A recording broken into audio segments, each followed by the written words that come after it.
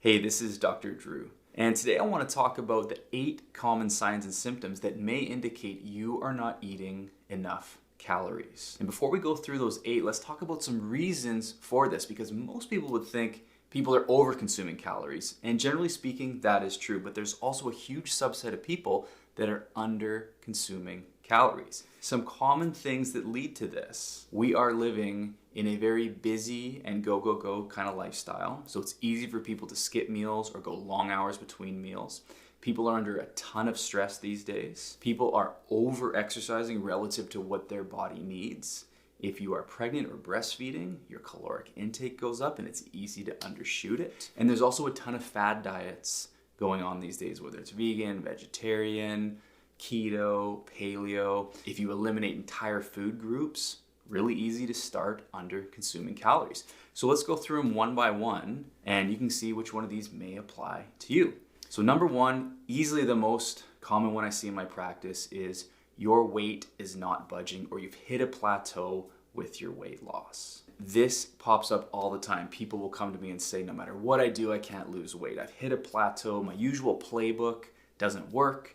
No matter how much cardio and exercise I do, no matter how many salads I eat, my weight is simply not budging. Now, what can happen is in caloric deficiencies, people will go into basically a storage and a conservation mode. So if your body and basal metabolic rate is used to a certain amount of calories and you dip too far, because in order to lose weight, yes, you want to create a bit of a deficit, but if you overshoot that deficit and start hanging out too low, and I'm talking, for most people, that 1,000, 1,200, 1,400 calories, generally speaking, you are probably way under what you need and too far to the point where now your body is just not able to shed the weight. This can lead to disruptions in your metabolism, thyroid, hormones, and the fat loss can just stall completely because you might be highly stressing your body physically with lots of exercise and cardio.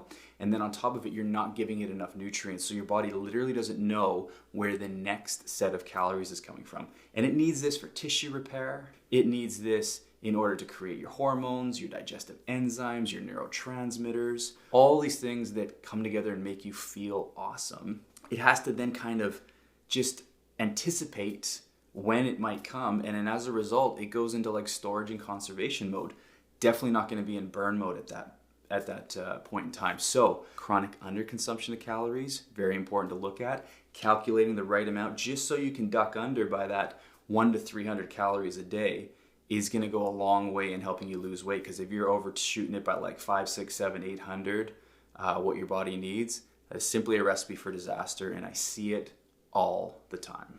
Number 2 is, this is for the females, you can't get pregnant. As I was talking about in the first one, when you go into that sort of conservation mode and you don't have enough calories coming in, for tissue repair, neurotransmitters, digestion, essentially the basics, your body will divert as much energy as it needs to those primary systems, but it can deprioritize the hormone system. So if you're under consuming fats and you're under consuming calories, you're not going to be generating proper amounts of estrogen and progesterone.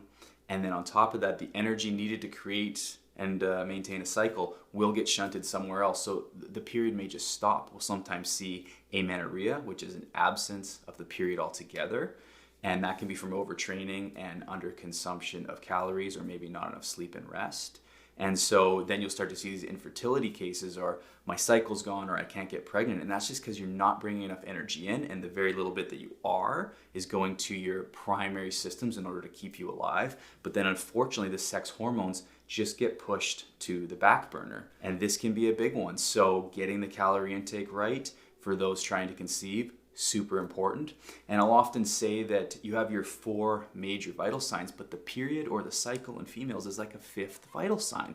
And when that vital sign is absent, you're having no cycle or can't get pregnant and you're in your fertile years, that's your body talking to you saying it doesn't have what it needs. And so reevaluation of the calories coming in, the quality of them, the essential fats is absolutely necessary in a case like that. Okay, and then when you get the cycle back online, that's your 5th vital sign saying, hey, we're good, we feel better. The body now has enough energy to disperse to all the systems that need it. Number 3 is your blood sugar is all over the place. This could be your blood sugar is high, maybe you're experiencing hypoglycemic events where it's low, you're hangry, you just, ready to kill someone or the kitchen because you've waited too long and your blood sugar's all over the place, or you can't go long hours between meals without just, feeling faint, dizzy, lightheaded, can't focus. A lot of different symptoms to look at with blood sugar, but this is an important marker. I check it on all my patients. It's one of the best markers, insulin and blood sugar, for metabolic health. You should be aimed to have obviously a steady sugar and low insulin levels, because if either or is off, you're going to feel like crap, because that's the rapid, immediate energy that circulates around your body. And if insulin is too high, guess what? You're going to be in storage mode. And a lot of people will come to me and they'll be like, doctor said my blood sugar is good. I'm eating right. I'm dieting. I'm doing all the exercise. And again, can't get the weight off. And then you start to look at it and you go, okay, maybe they're skipping meals, maybe they're fasting too much, which is probably a topic I should touch on here. A lot of people are doing intermittent fasting these days, and while it may help blood sugar in a lot of cases, especially those with insulin resistance, I find it can absolutely backfire on females a lot more often than males. Males just tend to tolerate it better, but because of the hormonal cycle of the females and potential of thyroid issues, it can be a recipe for disaster if you skip too many meals, go too many hours between meals. That is where the symptoms of the low blood sugar and hypoglycemia can come in. And so that may be another sign and symptom that you need to have those 3 square meals a day, and you can't go and drop the calories too much, too soon, and too aggressively. And then number 4 is your mood is totally unpredictable. So if you catch your spouse, significant other, kids, whoever's in your life going like you're having these high and low moments, there's no steadiness with your mood. Maybe you're getting irritable, snappy, you have no patience. By the end of the day, you are just completely done with everything and everyone. Again, that may just be another way your body's saying you're not eating enough, we're not getting enough repair, rest, recuperation, whatever it may be. And that is something to absolutely look at, especially if that's not your usual and it's independent of monthly cycle and other things that may lead to changes in mood. So that's another big sign and symptom with this. Number 5 is you can't fall asleep or you can't stay asleep. Essentially insomnia. So whether it's sleep onset or sleep maintenance insomnia, this is a big one. And when people are in an overtrained, under-recovered, stress state, as much as your body may be completely wiped at the end of the day, you can't fall asleep. And you should absolutely pay attention to that, especially if you're usually a good sleeper and all of a sudden you can't fall asleep. Mind is racing. Body may feel really fatigued, but you can't fall asleep. Sometimes I'll say too, maybe you fall asleep, but then you wake up in the middle of the night. Could be a blood sugar drop. Could be not enough calories throughout the day that's perpetuating it. So aim to get a small snack before bed, whether it's like apple cider vinegar with a teaspoon or 2 of honey, which is a really good slow release sugar to steady your blood sugar. 2 handfuls of pumpkin seeds is an absolute game changer for a lot of people that wake up in the middle of the night and have this kind of night waking syndrome, okay? So making sure you check the calories, get snacks before bed, keep your sleep cycle really consistent, so go to bed and wake up at the same time each day. All of this is important because, again, it's another way your body's telling you something is off. Number 6 is you have digestive issues or you're chronically constipated. Now think about it. If you don't eat a lot, you're not going to have a lot to remove every day. So you may start skipping days and not having a bowel movement every day. And if you're having a bowel movement every 2-3 days, 1, that's chronic constipation, and 2, it might just be because you're not taking enough, whether it's fruits, vegetables, proteins, you're just not taking enough food in.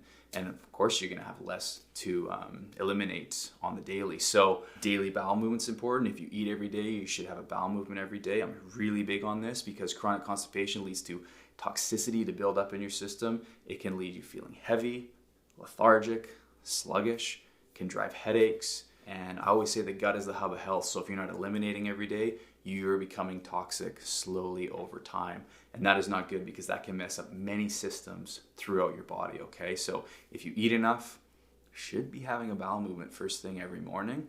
And the more consistent you can keep that, the better. Don't let anyone tell you that regular elimination is 3 to 5 times a week. That is simply poor, and you want to aim for 1 per day. Number 7 is you're always cold or you're having trouble regulating your temperature. This may point to a thyroid issue. And previous, I mentioned about constipation. That can also be another sign of low metabolism, low thyroid. And that's where getting that checked is really important in a case like this. So if you're not feeling great, if maybe you've been dieting a lot or under consuming calories, it's very possible that your body is in a low thyroid state. And it might not be glaringly obvious in the blood work, but there may be subclinical hypothyroid, and I've talked about this in many videos. We'll link an entire one that talks about thyroid only. But this is a big one because this system controls a lot of other ones. There's a little gland here in your throat called your thyroid, and it communicates with all the glands and organs beneath it in your body. And so when that goes out, you can experience temperature problems, you can have fatigue, you can have hair loss, you can have irregular cycles, yeah, you can have constipation, difficulty losing weight. Tons of stuff links back to this. And a lot of crash diets and under consuming calories, particularly not getting enough nutrients like iodine, zinc, selenium, will crash the thyroid system. And then a lot of other stuff happens after that. So I'm really big on correcting the thyroid. I'm really big on figuring out if it's been damaged or it's under functioning. So get this looked into if you've been chronically under consuming calories, because eating your way back to good health and getting those nutrients is super important to balance the thyroid system. And then number 8 is you're losing hair by the handful. Now this could be for a lot of reasons. Thyroid, I just mentioned previously, could definitely lead to hair loss if it's not balanced.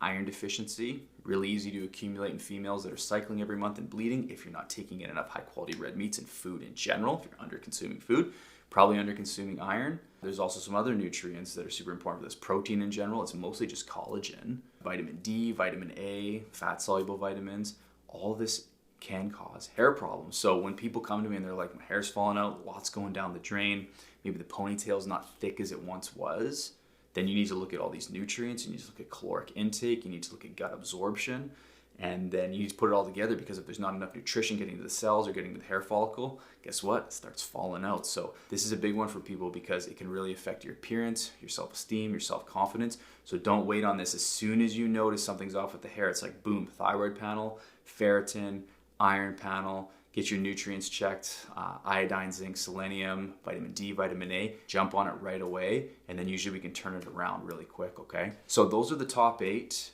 And if any of those sound like you may want to reevaluate your diet. Make sure you get your macros, caloric intake, and all that looked after, okay? And if you have any questions on this, please drop a comment below. And if anyone in your life would benefit from this video, please share it with them, okay? And as always, thank you for watching.